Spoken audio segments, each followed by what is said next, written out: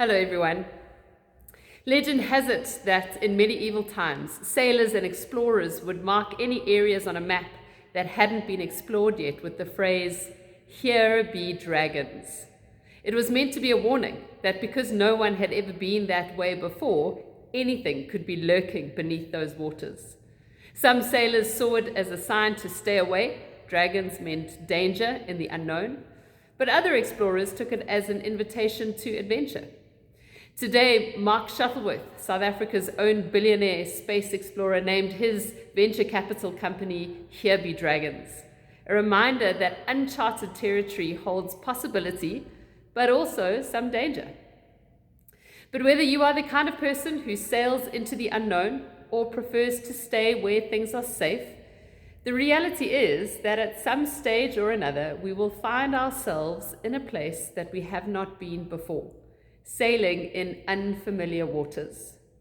Maybe it's a change in life circumstances for you. Maybe just an awareness that as one year draws to a close and another year begins, we don't know what the new seasons hold for us. Maybe there's a sense of God inviting you into a new season. With anything unknown comes the caution, here be dragons. In the Old Testament, in the book of Genesis, we can read about the story of Jacob. Jacob's got a great story. You should read it. You can find it in Genesis chapter 25. It starts. Jacob also has a complicated story, and he doesn't always make great choices.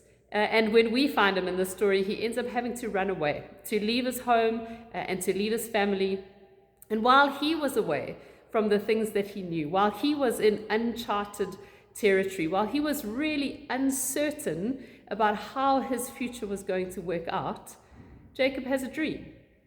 And in this dream, he sees a stairway or a ladder going up to heaven, and there are angels.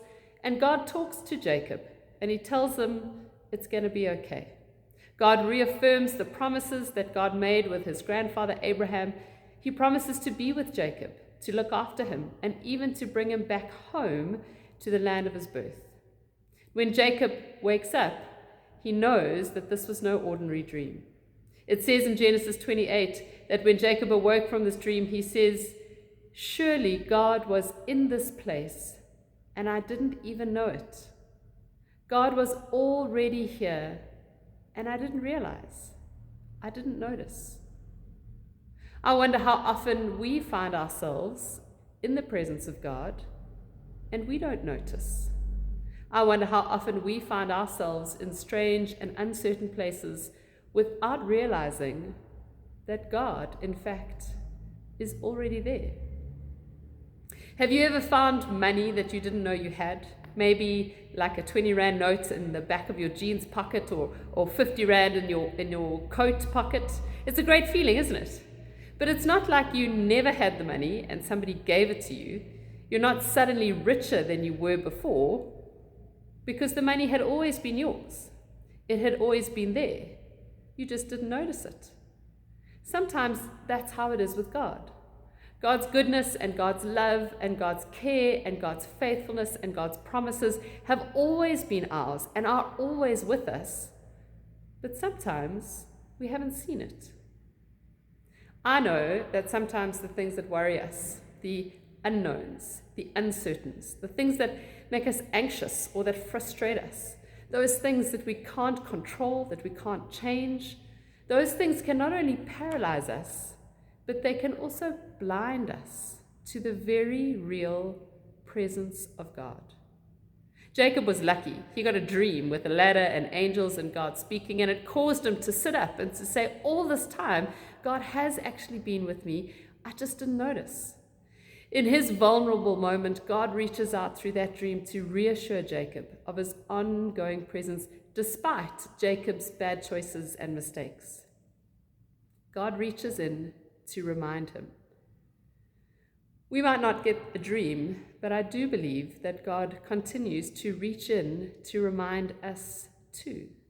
I do believe that the truth is the same for us, that even if we've made some bad choices and some mistakes, if we find ourselves far from home, whether it is physically or spiritually, when we find ourselves in a place that is uncertain, when we find ourselves carrying stuff that feels too heavy, God is there too, that the invitation is for us to notice. So how can we do that? How can we begin to notice God in the places where we are, whatever those places may be? Perhaps we can take just a moment at the start of each day to draw aside, to breathe, and to notice God. Maybe in the moments of our days when we begin to feel overwhelmed or anxious, we can take a moment to turn our hearts and minds in the direction of God, who is with us in all things. So wherever you find yourself today, God is already there. May your eyes and hearts be opened to noticing. Amen.